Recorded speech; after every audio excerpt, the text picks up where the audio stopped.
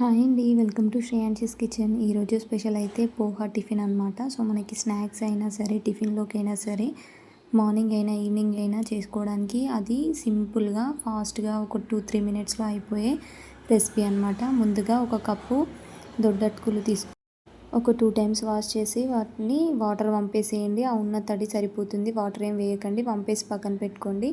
ఒక ప్యాన్ పెట్టేసుకొని అందులో ఆయిల్ వేయండి. 2 టేబుల్ స్పూన్ వరకు ఆయిల్ వేసి ఆయిల్ వేడయిన తర్వాత అందులో జీలకర్ర అండ్ ఆవాలు వేయండి. అవి కొంచెం గోలాలి. గోలిన తర్వాత నెక్స్ట్ మినపప్పు, శనగపప్పు అండ్ పల్లీలు.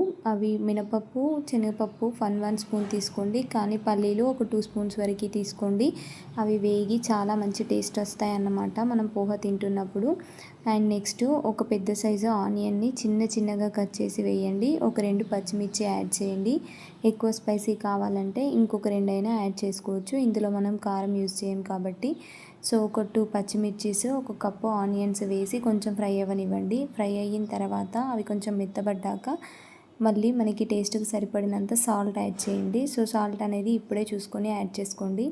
ఈ సాల్ట్ వేసినట్టయితే ఆనియన్స్ అనేవి మంచిగా ఫ్రై అవుతాయి. మెయిన్గా మనం గుర్తుపెట్టుకోవాల్సింది ఏంటి అంటే ఆనియన్స్ అనేవి మంచి కలర్లో ఫ్రై అవ్వాలి. ఇక్కడ చూసారు కదా మీరు, బ్రౌన్ కలర్లో ఫ్రై అయ్యాయి. సో అలా ఫ్రై చేసుకోవాలన్నమాట. సో అలా చేసుకుంటేనే మనకి మంచి టేస్ట్ వస్తుంది. అండ్ ఇదైతే చాలా ఈజీ అండ్ సింపుల్ రెసిపీ అండి. మన వీడియోస్ కనుక నచ్చితే ప్లీజ్ తప్పకుండా ఛానల్ని అయితే సబ్స్క్రైబ్ చేసి వీడియోస్ అయితే లైక్ చేయండి. తప్పకుండా సబ్స్క్రైబ్ చేస్తారనుకుంటున్నానండి. మీరు చేసే సబ్స్క్రైబ్ వల్ల నాకు ఇంకా ఎంకరేజింగ్గా ఉంటుంది అండ్ డైలీ వీడియోస్ పెట్టడానికి ఎక్కువ మోటివేటింగ్గా ఉంటుంది.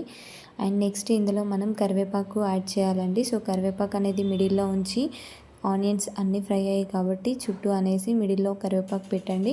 అది కూడా మంచిగా ఫ్రై అవుతుంది. సో అన్నీ ఫ్రై అయిన తర్వాత కొద్దిగా పసుపు యాడ్ చేయండి. యాడ్ చేసి మనం ముందుగా నానబెట్టుకున్న అటుకులు ఉంటాయి కదా, సో అవి వాటర్ లేకుండా ఉండి పొడి పొడిగా అవుతాయి. అప్పుడు ఆ అన్ని అటుకుల్ని మనం ఇందులోకి తీసేసుకోవాలి. సో అన్నీ వేసుకొని బాగా కలిపేసుకోవాలి. అంతే, సింపుల్. ఒక 2 మినిట్స్ ఉంచుకుంటే సరిపోతుందండి. 2 మినిట్స్ మొత్తం కలిపేసి 2 మినిట్స్ హీట్ అయ్యాక గ్యాస్ ఆఫ్ చేసుకొని సర్వ్ చేసుకోవడమే. ఒకవేళ మీరు పులుపు తినగలిగితే ఇందులోనే ఒక లెమన్ అనేది పిండేసుకోండి. హాఫ్ లెమన్ పిండేసుకొని సర్వ్ చేసుకోండి. లేదు అనుకుంటే ఎవరికి వాళ్ళు ప్లేట్లో వేసుకున్నాక లెమన్ పిండేసుకొని తినండి. ఎందుకంటే అందరూ లెమన్ ఇష్టపడరు కదా. సో లెమన్ తినే వాళ్ళైతే అందరు తింటే ఒకవేళ మొత్తం డిష్లో పిండేసేయండి. లేదంటే తినేవాళ్ళు మాత్రమే ప్లేట్లో సర్వ్ చేసుకున్నాక లెమన్ పిండుకోండి. టేస్ట్ మాత్రం సూపర్గా ఉందండి. మాకైతే చాలా నచ్చింది. సూపర్గా అంటే సూపర్గా వచ్చింది. అండ్ కడుపు కూడా చాలా మంచిగా నిండిపోతుంది. వీడియో నచ్చితే లైక్ చేసి ఛానల్ని సబ్స్క్రైబ్ చేయండి. Thank you.